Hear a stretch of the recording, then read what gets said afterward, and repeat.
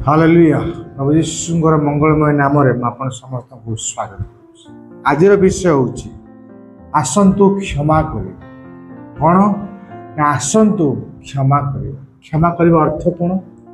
आज लोक माने आमान को गाली करते, निंदा करते, ताड़ना करते, निर्यातना दियंती, किंतु ये सब जाक विषय पाइला परे भी जदि आमे आमर कथबार्ता द्वारा आचार व्यवहार द्वारा कौन प्रकार हिंसिक व्यवहार प्रत्युत्तर दौना किंतु चुप रोचु आ परमेश्वर समस्त विषय समर्पण करुचु ताहले एटा को ही कहा जाए क्षमा।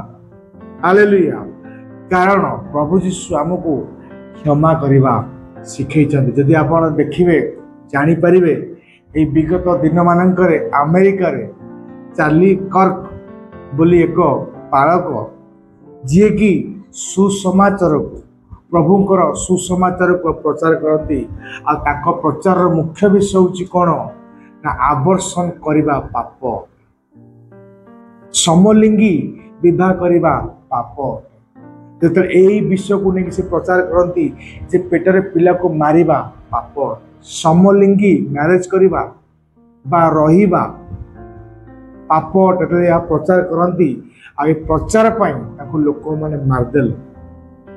किंतु एक सुख सभा एक गेट टुगेदर जिते आउ स्त्री को कहवा दिगला कि कहवाई आ चार्ली कर्कर स्त्री गोटाए कथा कहले, बहुत कथा कहले कि बहुत कथा भितर गोटाए कथा कहले जे मो स्वामी की जे मारी ताकू मु क्षमा करुछि। हालेलुया। केते बड़ हृदय।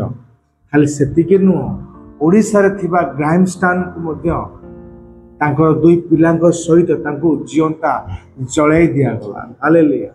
ग्राइमस्टान आउ तांको दुई संतान को जीवंता जळाई दिया गला। किंतु ता परे भी ग्राइमस्टान कर स्त्री आउ जी जड़े जो ग्रुप जड़े मिसिकी से सी आउ क्षमा देले। कहीं कारण प्रभु यीशु आम को क्षमा करवा शिखे। जदि आमे लोकलिखित सुसमाचार 23 पर्वर 34 पद पढ़ा, लोकलिखित सुसमाचार 23 पर्वर 34 पद एटा लिखा होची सेतेबेले यीशु कहिले पिता एमान को क्षमा कर कारण एमाने कौन करुअछंती ताहा जानती नाही। हालेलुया। सेतेबेले केतेबेले मतलब प्रभु यीशुଙ୍କର हाथ गोड़ मुंड शरीर प्रत्येक जगह कणा कर दिए जाए, शरीर मांस ना रक्त झरुची, विभिन्न प्रकार ताड़ना, विभिन्न प्रकार कथा गाली निंदा सही सारी आ बर्तमान मरिबा मरिबा समय आसी जाइए। प्रभु यीशुଙ୍କର सबु जाक विश्वास सरी जाइए कष्ट जंत्रणा सहीबार आउ सेतेबेले से गोटाए कथा कहते हे पिता एमान को क्षमा कर कारण एमाने कौन करुअछंती जानती नाही। हालेलुया। यह सत्य अटे। ए जगत कौन करुची ता जानी पारुनी, क्या से मारुची, क्या पिटुची, क्या प्रति अन्याय करुची, क्या प्रति पापर व्यवहार करुची, क्या से गाली करुची, क्या निर्यातना दौची, मन इच्छा कार्य करुचंती किंतु कौन करुचंती ता पछर जे करिबा जा ताकर कौन लाभ हो से माने जे कौन पाइबे ताहा जानती नाही। एहा प्रभु यीशु को जଣା थिला सतिपाई से कहले हे पिता एमान को क्षमा कर कारण एमाने मो प्रति कौन करुअछंती जानती नाही। हालेलुया। चार्ली कर्कर स्त्री को जଣା थिला जी मारिला कहीं से मारिला से जाने ना से क्षमा। हालेलुया। ग्राइमस्टान कर स्त्री को जଣା थिला जो ग्रुप मिसिकी मो स्वामी की दुई पिला को जड़े देले से माने एहा काहेकि करछन प्रकृत रे जानती नाही आ सेथिपाई से मोते तांको क्षमा कले। प्रिय भाई और भौणी माने जो माने प्रभु यीशु विश्वास करती आपण समस्ते जानतु जदि आपण प्रति आज की ताड़ना कष्ट दुख निर्यातना घटुची जी दौची से प्रकृत रे जाने नाही से कहीं आपन ताड़ना कर कहीं आपन निंदा कर कहीं आपन बाड़ौची पिटुची गाली कर जानी नहीं जानी था प्रकृत ताले सी केबे भी आपण सहित खराब व्यवहार करता नहीं, आपन ताड़ना निंदा करता नहीं। से जानी नहीं आउ आमको मध्य प्रभु यीशु भली यही कह पड़ो, हे पिता एमानंकु क्षमा कर। कहीं क्षमा कर, क्षमा करने कहीं आवश्यक बर्तमान आम वाक्य द्वारा जाना। यदि माथ्यू पुस्तक 18 पर्वर 23 पदरु नहीं कि 35 पदर शेष पद पढ़े। माथ्यू पुस्तक 18 पर्वर 23 पदरु नहीं कि 35 पदर शेष पर्यंत यही जगह प्रभु यीशु एक उदाहरण माध्यम क्षमा देवा जे केते जरूरी केते आवश्यक ताहा लोक मानू बा विशेषकर शिष्य मानू बुझाऊँ। से कहते स्वर्ग राज्य एक राजा भली जे कि तांको ऋण नहीं करज नहीं आउ दासों को विषय ये जगह प्रभु कौन कर बुझाऊँ। आ से कहते एक राजा ठारू एक दास करज नहीं ताको डका डका जा हिसाब कर तार करज बा तार ऋण हूँ 3 कोटी आउ ताको कह तू परिशोध कर सब जाक ऋण दे करज दे किंतु से दे पारुनी। कहूँ कि धैर्य धरतु आंठी पड़ी क्षमा मागुची आउ कहूँ जे धैर्य धरतु आउ मु कौन करी परिश्रम कर। राजा कहते जे आकु या पिला छुआ जगह बाड़ी बिकिकी सब जाक दियो किंतु जो ये आउ दास बारंबार कथा कहते दासर कथा को शुणिकी से कौन कर मुक्त कर क्षमा कर ऋण करज किसी दबा पड़ो नहीं तो आज मुक्त मु क्षमा कर। दासटी क्षमा प्राप्त हो मुक्त आ मुक्ति प्राप्त होगी बाट जाऊँगी आहार सह दास को से भेटुची तो सह दास की 50 टंका नहीं आउ से क्षमा प्राप्त होता दासटी कौन कहता सह दास बेकू धरिकी कहूँ तू 50 टंका कहीं आज पर्यटन दे 50 टंका दे सह दास कहूँ जे मत टे समय दियो धैर्य धर मु तुमको देदेवी किंतु ये क्षमा प्राप्त होता दासटी आ शुणी नहीं कारागार पकड़ दे आई समस्त घटना को राजा पाखे दास मान देखुं से मन को दुख कर कहते आज्ञा राजा महाशय आपण से दास को क्षमा कर 3 कोटी कि नहीं 50 टंका नहीं पैसा को टंका को करज को आउ से क्षमा प्राप्त होता दास क्षमा कला नहीं। राजा रागुच डकाउं आ कौन रागी कहते मु 3 कोटी क्षमा कली कि तोर 50 टका नहीं दास को तू क्षमा कर पारू नहीं तू कारागार पकईदेलु आ रागी कौन कर राजा कारागार पकड़ा आदेश दौरान आगे जेपर्यंत परिशोध करूँ से पर्यंत एक कारागार रहे। हालेलुया।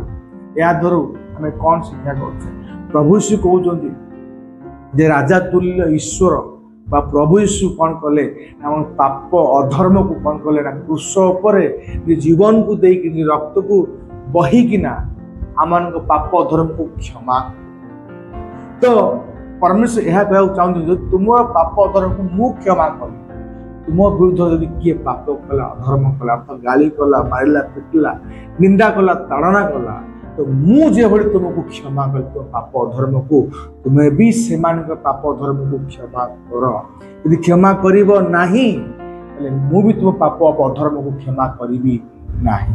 हालेलुया। आमे कहीं क्षमा करवा एपाई आमर पाप अधर्म को मध्य प्रभु यीशु क्रूसर हत अकथनीय दंड को ताड़ना को सही पाप अधर्म को से क्षमा कर तो प्रभु से मध्य यह चाहती जपर मु क्षमा कली तुम्हें भी मध्य एक आरेक को क्षमा कर। हालेलुया। यदि आम क्षमा न करवा ताले आम से दासों भली हवा तो दास की निजे तो क्षमा प्राप्त होला कि क्षमा देवार पाली आसला सुजोग आसला क्षमा देला नहीं। आपण केवल कौन क्षमा पाया ईश्वर निकट में आशा रखुंट विश्वास करचंदी किंतु क्षमा द्वारा पाली आसुची आपण क्षमा दौना यह आपण भल भाव जानतु यदि आप क्षमा दौना केबे भी आपण ईश्वर ठारू क्षमा प्राप्त हेबे नाही। हालेलुया। प्रभु यीशुଙ୍କର महिमा आ गौरव हो। जदि आमे 2 कोरिन्थिय 2 पर्व पढ़िबा आपण को आश्चर्य लागिवो। एई जगह लिखा जाउची किंतु तुमे माने जहार किछि क्षमा कर ମୁଁ ମଧ୍ୟ ତାହାକୁ କ୍ଷମା କରେ।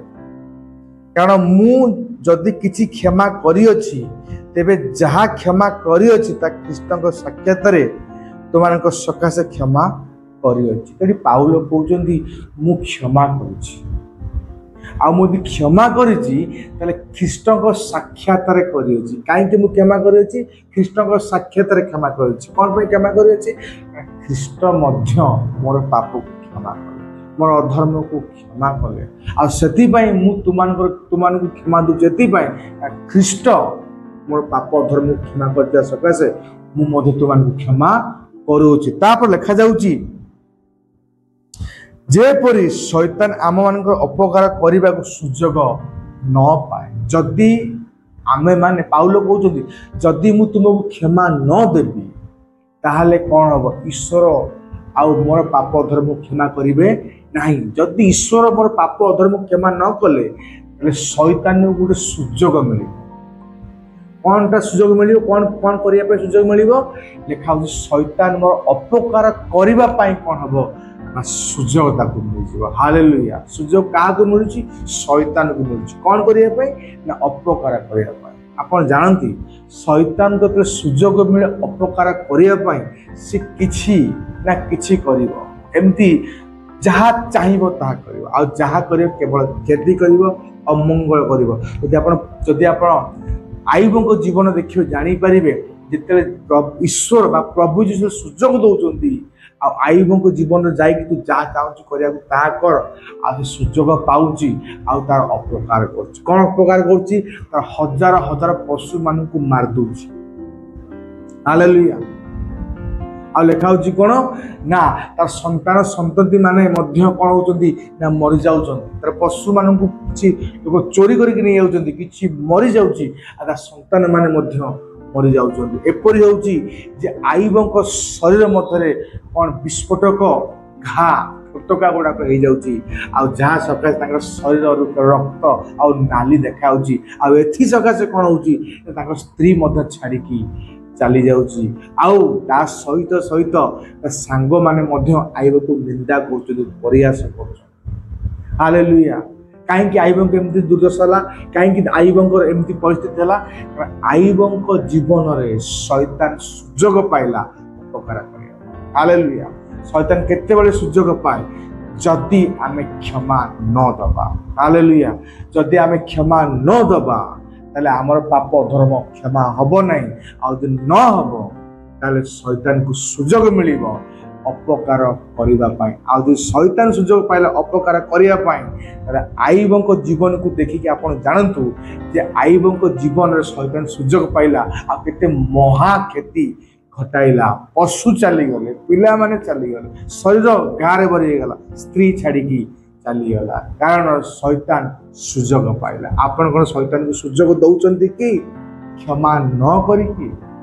ଆପଣଙ୍କର ଶୈତାନକୁ ସୁଯୋଗ ଦେବାକୁ ଚାହୁଁଛନ୍ତି ସେ ଆପଣଙ୍କ ଅପକାର କରୁ ବୋଲି, ତାହେଲେ ଯଦି ଆପଣ କ୍ଷମା ଦେଉନାହାନ୍ତି ତାହେଲେ ଆପଣ ଶୈତାନକୁ ସୁଯୋଗ ଦେଉଛନ୍ତି। ହାଲେଲୁୟା। এই ଭିଡ଼ିଓଟି ଦେଖିଲା ପରେ ଯଦି ଆପଣ କ୍ଷମା କାହାକୁ ଦେଇନାହାନ୍ତି ତାହେଲେ ଆପଣ କ୍ଷମା ଦିଅନ୍ତୁ। ଆଉ ଦେଖିବେ ଯେଉଁ ସବୁ ଅପକାର ଆପଣଙ୍କ ଜୀବନରେ ଘଟୁଛି ଆଉ ସେ ସବୁ ଅପକାର କ'ଣ ହେବ? ଆସ୍ତେ ଆସ୍ତେ ବନ୍ଦ ହେବ। କାରଣ ଯେତେବେଳେ ଆପଣ ଅନ୍ୟକୁ କ୍ଷମା କରିବେ ପ୍ରଭୁ ଯୀଶୁ ମଧ୍ୟ ଆପଣଙ୍କୁ କ୍ଷମା କରିବେ। ଆପଣ କ୍ଷମା ପ୍ରାପ୍ତ ହେବେ। ଆଉ ସେତେବେଳେ କ'ଣ ହେବ? ଶୈତାନ କୌଣସି ପ୍ରକାର ସୁଯୋଗ ପାଇବ ନାହିଁ ଆପଣଙ୍କର ଅପକାର କରିବା ପାଇଁ। ହାଲେଲୁୟା। ଆସନ୍ତୁ କ୍ଷମା କରିବେ। ପ୍ରଭୁ ଯୀଶୁ ଆପଣ ସମସ୍ତଙ୍କୁ ଆଶୀର୍ବାଦ କର। ଆସନ୍ତୁ ପ୍ରାର୍ଥନା। ପ୍ରଭୁ ଯୀଶୁ ମୁଁ ଧନ୍ୟବାଦ କରେ, ପ୍ରଶଂସା କରେ, କାରଣ ତୁମେ ଆମକୁ ଶିଖେଇକି ଗଲ କ୍ଷମା କରିବା। ଆପଣଙ୍କୁ ଧନ୍ୟବାଦ ଦିଏ এই ବାକ୍ୟକୁ ପ୍ରକାଶ କରିବା ପାଇଁ। ବଳ ଯେତେ ଲୋକ ଦେଖୁଛନ୍ତି ସମସ୍ତଙ୍କୁ ବଳ ଦିଅ এইଭଳି କର୍ମ କରିବା ପାଇଁ। ଧନ୍ୟବାଦ ପ୍ରଭୁ ଯୀଶୁଙ୍କ ନାମରେ ମାଗୁଅଛି। ଆମେନ୍, ଆମେନ୍, ଆମେନ୍। ପ୍ରଭୁ ଯୀଶୁ ଆପଣ ସମସ୍ତଙ୍କୁ ବଳ ଦିଅନ୍ତୁ କ୍ଷମା କରିବା ପାଇଁ। ଧନ୍ୟବାଦ।